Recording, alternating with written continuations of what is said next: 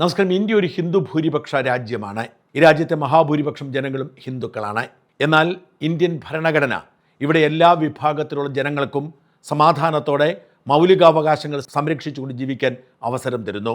ഹിന്ദുവിനും ക്രിസ്ത്യാനിക്കും മുസൽമാനും പാഴ്സിക്കും ജൈനനും ബുദ്ധനും മാത്രമല്ല, നിരീശ്വരവാദിക്കും ഇവിടെ ജീവിക്കാനുള്ള അവകാശമുണ്ട്. അവൻ്റെ മൗലികാവകാശങ്ങൾ, അഭിപ്രായ സ്വാതന്ത്ര്യം സംരക്ഷിക്കപ്പെടണം. ഈ മൗലികാവകാശങ്ങളും അഭിപ്രായ സ്വാതന്ത്ര്യവും ഭരണഘടന സുരക്ഷയും പലപ്പോഴും ആളുകൾ തെറ്റായി ഉപയോഗിക്കും. അവരുടെ വ്യക്തി താല്പര്യങ്ങൾ അടിച്ചേൽപ്പിക്കാൻ, അവരുടെ നിയമവിരുദ്ധ പ്രവർത്തികൾ മുമ്പോട്ട് കൊണ്ടുപോകാൻ അവർ അത് ദുരുപയോഗിക്കും. രാജ്യത്തെക്കാലത്തും വോട്ട് ബാങ്ക് രാഷ്ട്രീയം നിലനിന്നതുകൊണ്ട് ഏത് ചെറു ന്യൂനപക്ഷങ്ങൾക്കും പലപ്പോഴും ഭൂരിപക്ഷം വരുന്ന രാഷ്ട്രീയ കക്ഷികളെ സ്വാധീനിക്കാനും സമ്മർദ്ദത്തിലാഴ്ത്താനും കഴിയുമായിരുന്നു. 2014 മോദി അധികാരത്തിൽ വന്നതോടെ ഈ അധികാര ഘടനയിൽ കാര്യമായ മാറ്റം സംഭവിച്ചു. ഇതുവരെ ഉണ്ടായിരുന്ന പല നിയമങ്ങളിലും തിരുത്തുവരുത്തി രാജ്യസുരക്ഷ ഉറപ്പാക്കാൻ അവർ തീരുമാനിച്ചു. അങ്ങനെ ഏറ്റവും അധികം കടിഞ്ഞാണിടാൻ ശ്രമിച്ച ഒരു നിയമം FCRA നിയമമാണ്. വിദേശത്തു നിന്നും രാജ്യത്തേക്ക് സംഭാവന സ്വീകരിക്കാൻ നിയമം അവർ കർക്കശമാക്കി. നിലവിലുണ്ടായിരുന്ന നിയമം അതേപടി നടപ്പിലാക്കുകയാണ് ആദ്യം ചെയ്തത്. വാസ്തവത്തിൽ FCRA നിയമത്തിൽ ആവശ്യത്തിലധികം സുരക്ഷാ സംവിധാനങ്ങളുണ്ടായിരുന്നു. എന്നാൽ കോടിക്കണക്കിന് രൂപ കൈക്കൂലി വാങ്ങി FCRA ലൈസൻസ് കൊടുത്ത് രാഷ്ട്രീയ നേതാക്കൾ ഇത് നിയമപരമായി പാലിക്കപ്പെടുന്നു എന്ന് നോക്കാൻ മറന്നുപോയി. ആയിരക്കണക്കിന് കോടി രൂപയാണ് രാജ്യത്തേക്ക് വിദേശത്തു നിന്നും ഒഴുകിയെത്തിയത്. ഇങ്ങനെ പണം കൊണ്ടുവന്നതിൽ ജാതി മത വ്യത്യാസമൊന്നും ഉണ്ടായിരുന്നില്ല. രാജ്യത്തെ സന്നദ്ധ സംഘടനകൾ, മത സംഘടനകൾ ഒക്കെ നിയമപരമായി തന്നെ ഇങ്ങോട്ട് കോടികൾ ഒഴുക്കി.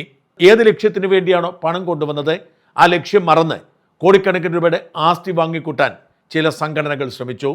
പ്രത്യേകിച്ച് ക്രൈസ്തവ സംഘടനകൾ, ചില ഇസ്ലാമിക തീവ്രവാദ സംഘടനകൾ വിദേശത്തു നിന്നും പണം ഇത്തരം സംഘടനകളിലൂടെ കൊണ്ടുവന്ന് രാജ്യവിരുദ്ധ പ്രവർത്തനം നടത്തി. എന്നാൽ 2014 ശേഷം ഓരോന്നായി പിടിമുറുക്കി FCRA ലൈസൻസ് ആർക്കും ഏത് നിമിഷവും റദ്ദാക്കപ്പെടുന്ന സാഹചര്യം ഉണ്ടാക്കി കൊടുത്തു. അത് കൂടുതൽ കടുപ്പിക്കാൻ വേണ്ടിയാണ് ഇപ്പോൾ FCRA ഭേദഗതി നിയമം കൊണ്ടുവരുന്നത്. ഈ ഭേദഗതി നിയമത്തിൽ പലർക്കും ആശങ്കയുണ്ട്. ആ ആശങ്കയൊക്കെ ചർച്ച ചെയ്ത് പരിഹരിക്കപ്പെടേണ്ടത് തന്നെയാണ്. പ്രത്യേകിച്ച് ഒരിക്കലെങ്കിലും ഒരു FCRA കൈപ്പറ്റിയിട്ടുണ്ടെങ്കിൽ ആ സംഘടനയുടെ ലൈസൻസ് പോയാൽ അതിന് മുഴുവൻ ആസ്തികളും പിടിച്ചെടുക്കും എന്നുള്ളത് നിയമവിരുദ്ധമാണ്. FCRA ഫണ്ടായി കൊണ്ടുവന്നിരിക്കുന്ന പണം ദുരുപയോഗിച്ചുകൊണ്ട് മറ്റൊരു ആസ്തി ഉണ്ടാക്കിയിട്ടുണ്ടെങ്കിൽ ആ ആസ്തി പിടിച്ചെടുക്കുന്നതിൽ തെറ്റില്ല. എന്നാൽ FCRAയുടെ ഒരു സഹായമുണ്ട് എന്നതുകൊണ്ട് മാത്രം ആ സ്ഥാപനത്തിന് മുഴുവൻ ആസ്തികളും പിടിച്ചെടുക്കുന്നത് അങ്ങേയറ്റം നിയമവിരുദ്ധമാണ്.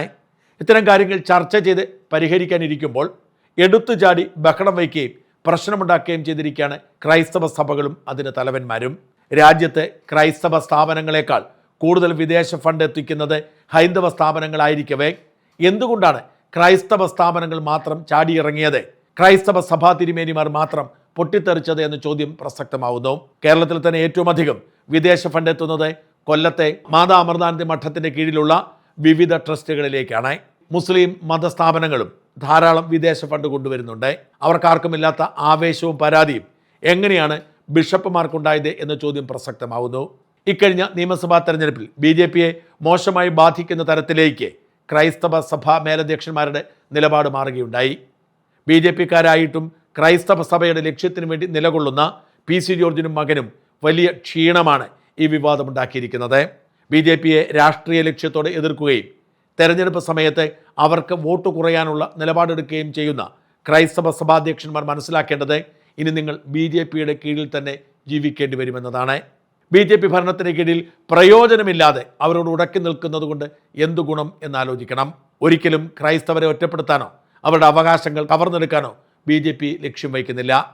അതുകൊണ്ട് തന്നെ വ്യാജ പ്രചരണങ്ങൾ നടത്തി മുറവിളി കൂട്ടുന്നവർക്ക് കൊടി പിടിച്ച് തിരുമേനിമാർ പണി ചോദിച്ചു വാങ്ങരുതെന്ന് BJPയോട് അടുത്ത വൃത്തങ്ങൾ മുന്നറിയിപ്പ് നൽകുന്നു. ജിതിൻ K ജേക്കബ് ഇങ്ങനെ എഴുതുന്നു: ഒരു ക്രിസ്ത്യൻ പുരോഹിതനാകാൻ കുറഞ്ഞത് 10 വർഷം മുതൽ 14 വർഷം വരെ പഠിക്കണം. പല സഭകളിലും ഇതിൽ ചെറിയ വ്യത്യാസങ്ങളുണ്ടാകും.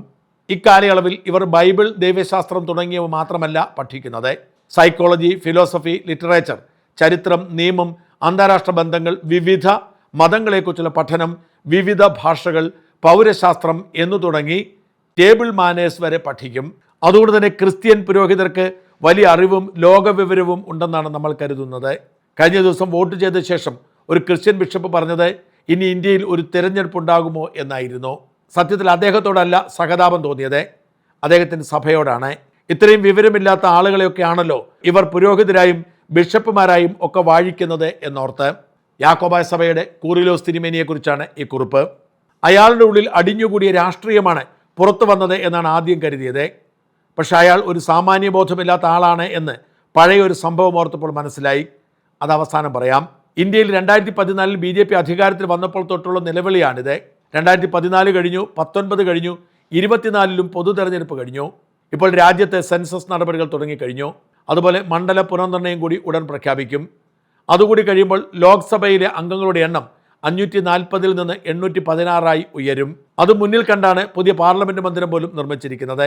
ഇവരുടെയൊക്കെ പ്രശ്നം എന്നത് ജനാധിപത്യപരമായി ഇവർക്ക്, അതായത് ക്രിസ്ത്യൻ സഭകൾ പിന്തുണയ്ക്കുന്ന കോൺഗ്രസിനെ ഇന്ത്യയിൽ ഇനി അധികാരത്തിന് തിരിച്ചു വരിക എന്നത് നിലവിലെ സാഹചര്യത്തിൽ ഏറെക്കുറെ അസാധ്യമാണ്. അല്ലെങ്കിൽ രാഹുൽ ഗാന്ധി BJPയിൽ ചേരുകയോ വല്ലതും വേണം. ക്രിസ്ത്യൻ ബിഷപ്പുമാരുടെ വോട്ട് ബാങ്ക് ബ്ലാക്ക് മെയിൽ രാഷ്ട്രീയം BJPക്ക് മുന്നിൽ ചെലവാകുന്നില്ല. വെല്ലുവിളിച്ചു നോക്കി, പരിഹസിച്ചു നോക്കി, പുച്ഛം വാരി വെതറി, ഇരവാദമിറക്കി. പക്ഷേ ക്രിസ്ത്യൻ സഭകളുടെ അജണ്ടകൾ മാത്രം നടക്കുന്നില്ല. ഇന്ത്യയിലെ പൊതു തെരഞ്ഞെടുപ്പുകളിലാവട്ടെ ക്രിസ്ത്യൻ സഭകൾക്ക് യാതൊരു റോളുമില്ല എന്നതാണ് വാസ്തവം. കേരളത്തിൽ പോലും ഇവർ വിചാരിച്ചാൽ കൂടി വന്നാൽ 4-5 സീറ്റുകളിൽ MP-മാരെ വിജയിപ്പിക്കാൻ പറ്റും. അടുത്ത മണ്ഡല പുനർനിർണ്ണയം കൂടി കഴിയുന്നതോടെ ഇവരുടെ ഇപ്പോഴത്തെ വോട്ട് ബാങ്ക് ബ്ലാക്ക് മെയിലിംഗ് പോലും ആരും മൈൻഡ് ചെയ്യാതെയാകും. മതം മാറി ക്രിസ്തുമതം സ്വീകരിച്ചവർക്ക് ദളിത് സംവരണം ലഭിക്കില്ല എന്ന 1950 നിയമം സുപ്രീം കോടതി ഒരിക്കൽ കൂടി ശരിവെച്ചത് ഇവർക്ക് വീണ്ടും തിരിച്ചടിയായി. ലഭിക്കുന്ന ഓരോ വിദേശ പണത്തിൻ്റെയും കണക്കുകൾ കൃത്യമായി കാണിക്കണം എന്നുകൂടി കേന്ദ്ര സർക്കാർ പറഞ്ഞതോടെ ഇവരുടെ കിളി മുഴുവൻ പോയി. കേരളത്തിൽ ഇത്തവണ കോൺഗ്രസ് വിജയിച്ചാൽ ഇവർക്ക് ജനാധിപത്യത്തിൽ താൽക്കാലിക വിശ്വാസം തിരിച്ചു കിട്ടുമായിരിക്കും. പക്ഷേ കേരളത്തിൽ BJPക്ക് സീറ്റൊന്നും കിട്ടുകയും അരുത്. അതുപോലെ ഇന്ത്യയിൽ BJP തെരഞ്ഞെടുപ്പിൽ തോൽക്കുമ്പോൾ ഇവർക്കത് ജനാധിപത്യത്തിൻ്റെയും ഭരണഘടനയുടെയും വിജയമാണ്. BJP തെരഞ്ഞെടുപ്പിൽ വിജയിച്ചാൽ ജനാധിപത്യം മരിച്ചു, ഇന്ത്യയിൽ ജനാധിപത്യം ഇല്ലാണ്ടായി എന്നൊക്കെ പറഞ്ഞുള്ള കരച്ചിലും. സംഭവം ഇത്രയേ ഉള്ളൂ. കോൺഗ്രസ് അധികാരത്തിലാണെങ്കിൽ ആരും വിദേശ പണത്തിൻ്റെ കണക്ക് ചോദിക്കില്ല. കച്ചവടവും നടക്കും. റോബിൻമാർക്കും ഫ്രാങ്കോമാർക്കും വിലസ് നടക്കുകയും ചെയ്യാം. അതുപോലെ ഭരണത്തിൽ യഥേഷ്ടം ഇടപെടുകയും ചെയ്യാം. BJPയാണ് കേന്ദ്ര ഭരണത്തിലെങ്കിൽ സ്നേഹമൊക്കെയാണ്.